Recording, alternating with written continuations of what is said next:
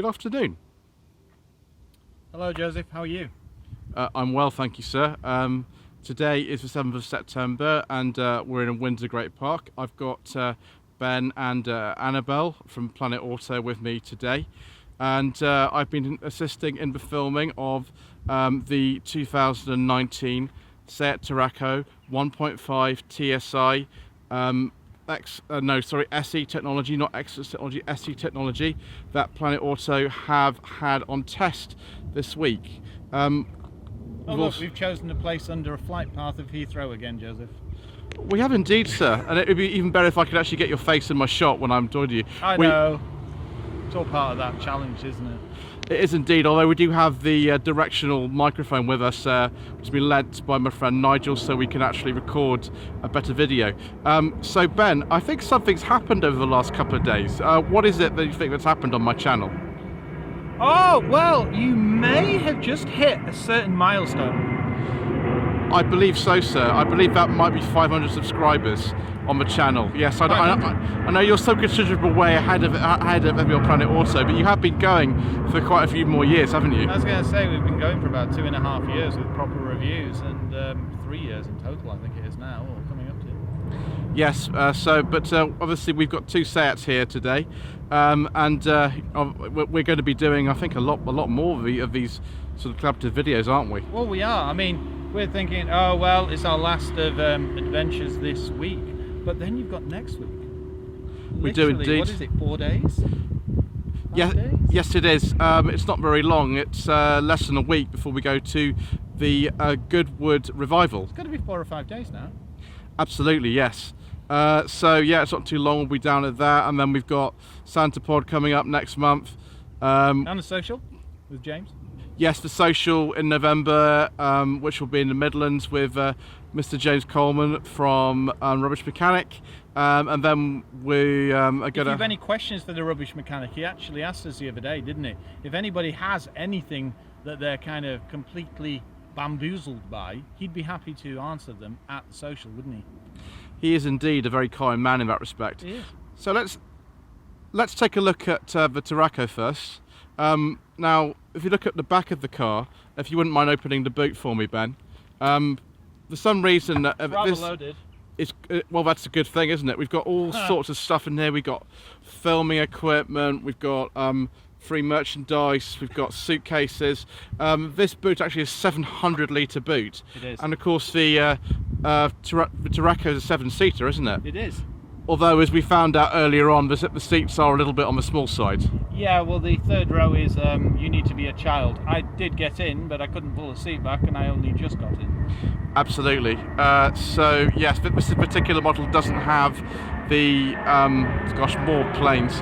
It doesn't have an electric tailgate, which you can operate it manually. It's not too bad, though. It's okay. It's quite good. In some ways, it's actually an easier tailgate than Toledo. And look at the height. I can stand under it with my fedora at 6'3". Yes, you're 6'3", and also the microphone keeps getting in the shot. I do apologise. No, it's fine. It's all part of that. It's all part of the fun, isn't it? So if we then go around to the back, this is where it sort of really comes into its own, really. So if we close the boot and we go round to the back, if you get in one of the sides, Ben, preferably a side that's the merchandise is starting to move. The merchandise is moving. There we are. If you get into that side there, then you'll see just how much room there is in the back of this car. Ben commented on the review when we were filming it earlier that this is probably the most spacious car in terms of the back and easiest to get into we've done. I mean, Ben's 6'3", and I just climb in like. Look at all this room you've got. Strange. You've got hat room. You're like Honest John. You got hat room. Yeah, it's got rear USB ports. 12-volt sockets, the adjustable picnic table. It's got a little cup holder on a picnic table as well. Materials are very nice. So for some reason, they've given us hard plastic door tops, which I'm not a fan of, to be honest. Yeah, it kind of comes with the territory, but it would be nice to have an option there. Saying that, you've got this comfortable B there and there, so you can rest your arm. I mean, the materials in this car are generally pretty good. That's just sort of an oversight, really. It looks like you can probably get some kind of TV screens at the back as some kind of... yeah, it does look that way, yeah, doesn't it? Maybe in sort of the Excellence Lux or something, which is the top model. You can also adjust the aircon here as well, so it's tri-zone. Yeah, you can indeed. It is tri-zone climate control in this car. So yeah, that's the back. That's all very good. We won't bother fiddling around with the third row because that takes a while actually in this car. But if you want to get in the front, Ben, the seat set for Annabelle, so it might be a little bit. No, I think you should be fine. So seat set for Annabelle, so actually not too bad, is it? No, so I could drive like that. Some familiar things that I've noticed with the Toledo. We've got the gear lever is the same. Yeah. The headlight control is the same, although this does have automatic lights. That was only an option on the Toledo. This as well. The steering wheel is exactly the same, apart from the stitching and the lack of an X badge. It's exactly the same.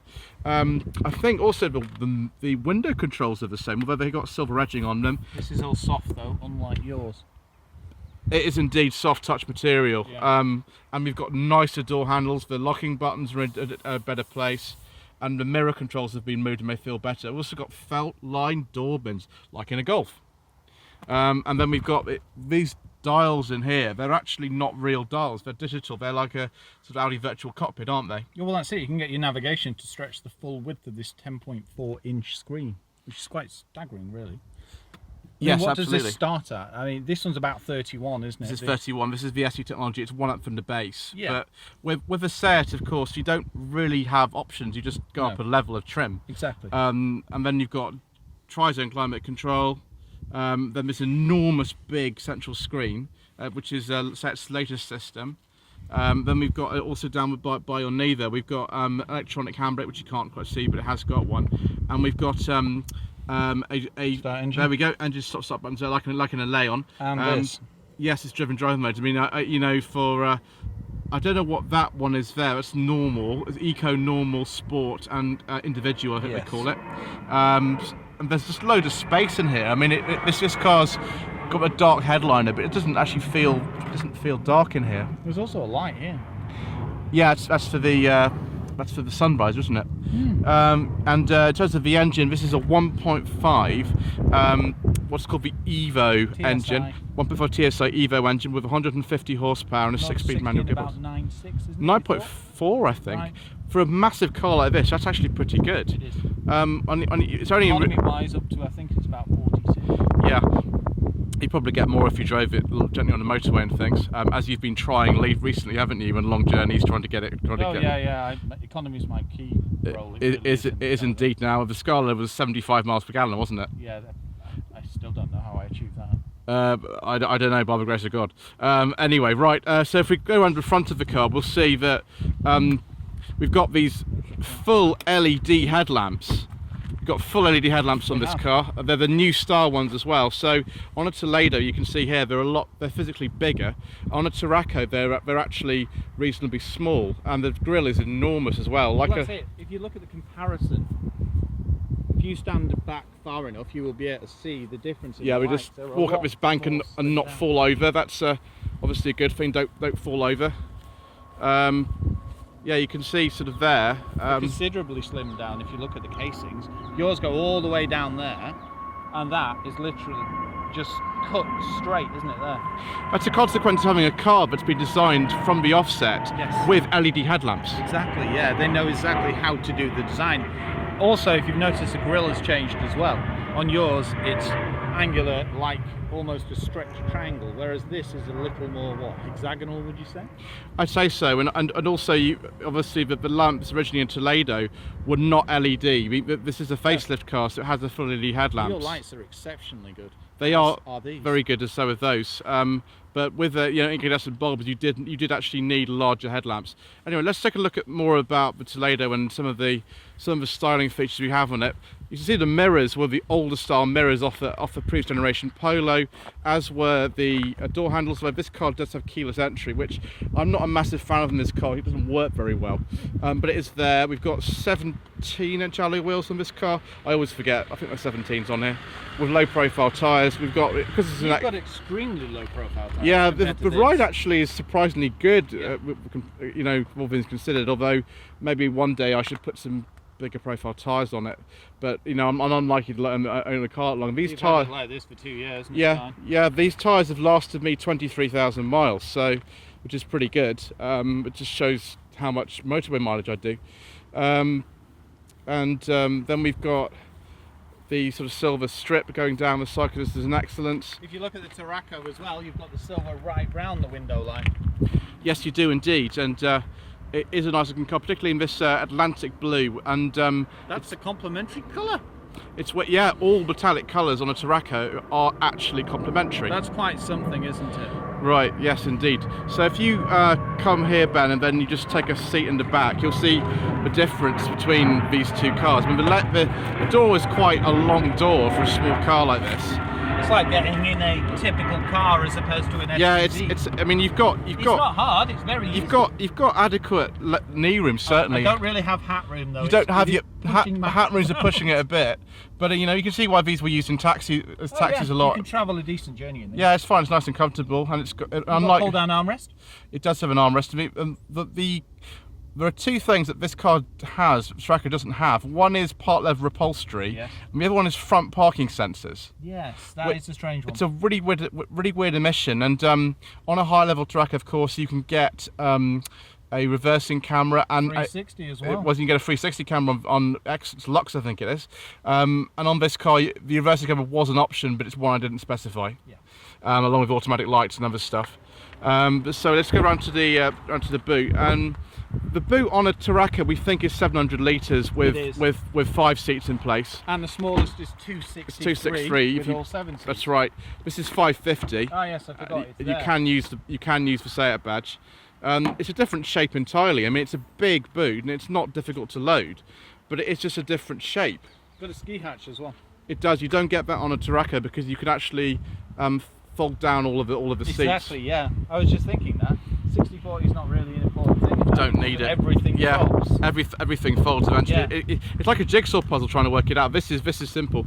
One thing you don't get on a Toledo is release handles in the boot. I mean, it'd be quite nice to see those. You get 12 volt though. You do get, as in both cars. And the other thing about the rear seats, which I forgot to mention whilst in it, are they recline and they also slide forwards and backwards. They do, and well. these borders don't, do they? No. Whereas the car, yes, SUVs seem to have more functionality like that. Yes, indeed. If you want to closing the boot, and what we'll now do is we'll just go into front, and this is closed. That's fine. We'll sort that out later. That's fine. So if you just take a seat there, I think you'd be able to fit in there. So some of the key features are still. I mean, look, the steering wheel and the gear knob are exactly the same. As the light switch looks very familiar, although it isn't automatic in this car. That again was an option. You've got your hat room though in here. I do. I have hat room and I have places to put my sunglasses. Yep. Mind you, you've got the same in that as well that we didn't point out. It's a lot larger in a Tarraco though, isn't it? The difference is though in this mainly is the infotainment screen and the fact that these are actual dials as opposed to, well, a TFT. Yes, indeed. Although the Tarraco is £31,000, and this was 20.5 reduced to 12.5. Plus, as you mentioned before, the design is what, originally 2014. Yeah, so 2013. Although obviously it's based on compared to the Polo that was in 2009. Exactly. Whereas that is a completely new car, isn't it? That's right. And on top of the dashboard, Ben, I just want to show the viewers that you get just hard plastic everywhere. Yeah. You get piano black finishing. I like this, which is nice. I'm thinking probably in other Tarracos you'd be piano black. In the SE technology, it's a sort of silver. The seats are bucketeer in that as well. These are quite flat. Yeah. And then you've got a normal handbrake as well, normal handbrake, and the 12-volt sockets down there between the seats. Yes. Also, the door, I mean, you can see here the controls just a lot more old-fashioned. I mean, they're not bad, they're just a lot more old-fashioned. Mirror controls. Yeah, mirrors are all now moved down to here, aren't they? Yeah. On older models, they're there. That mirror control's off something like a 90s Golf, isn't it? It's very old.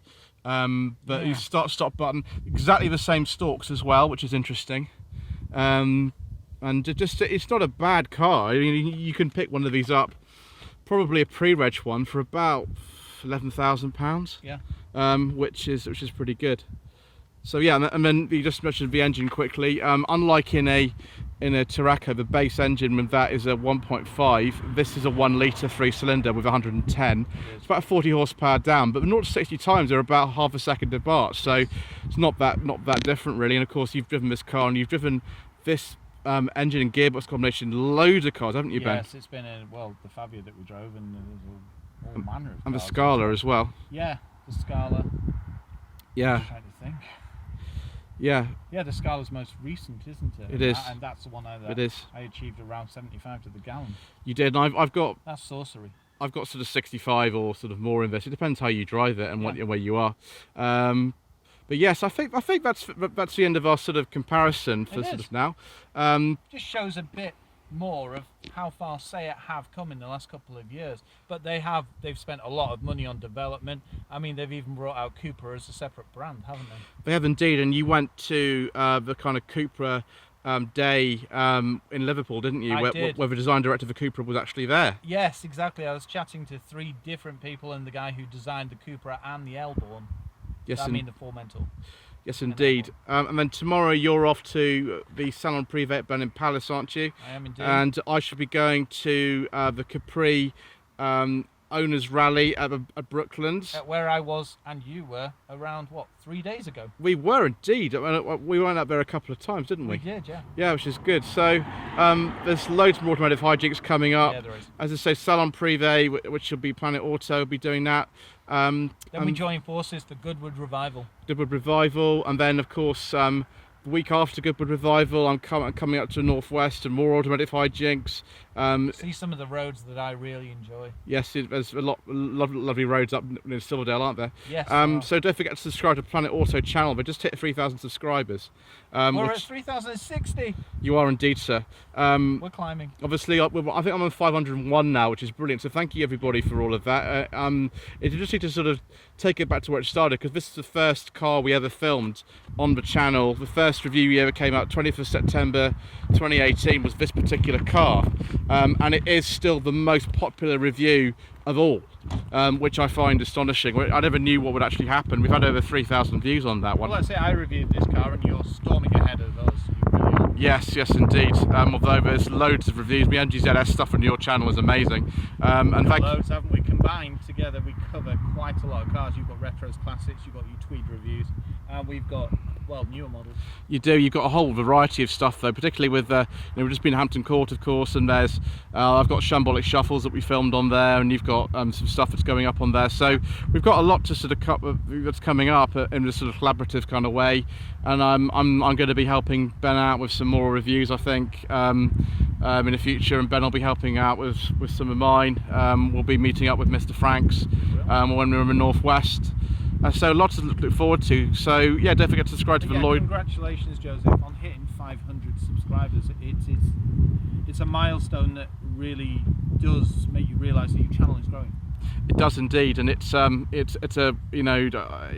something that makes me feel very, very humble and very grateful to everybody who is. Good content. It shows. Well, some of it's not so good, like the UFO video that I made. We can all say everybody hates that. It's like my Corsa video, yeah. Yeah, the Corsa video, which we real car. We kind of just leave those up because it's just kind of for our own amusement. Although the comments that we sometimes get from people are just horrendous. Oh yes, they're so horrendous. And at some point, I do, wish to refilm that video with proper editing. And also, I'm sure Planet Auto will be doing when the new Corsa comes out, which is coming out soon. One really. Yeah. Then you can do the Corsa E and do a redeem ourselves. You do a proper video of a proper car. That's what you're going to do. Amusing. So yes, anyway, we're going to have to leave it there because we need to go and have some lunch. But yes, don't forget to subscribe to both channels. Leave a like and a comment below. If you need to source a car for you, it doesn't have to be a Seat, but obviously we've got Seats with us today, and I've had this Seat for over 2 years now, so I very much like them. I like the Tarraco as well. I think I'd step up to the Excellence probably because it's got front parking sensors and other exciting things. But thank you very much everybody for watching, and yes, please visit my Facebook page, facebook.com/Lloyd Vehicle Consulting, and my website is www.lloydvehicleconsulting.co.uk. Thank you ever so much indeed once again for watching.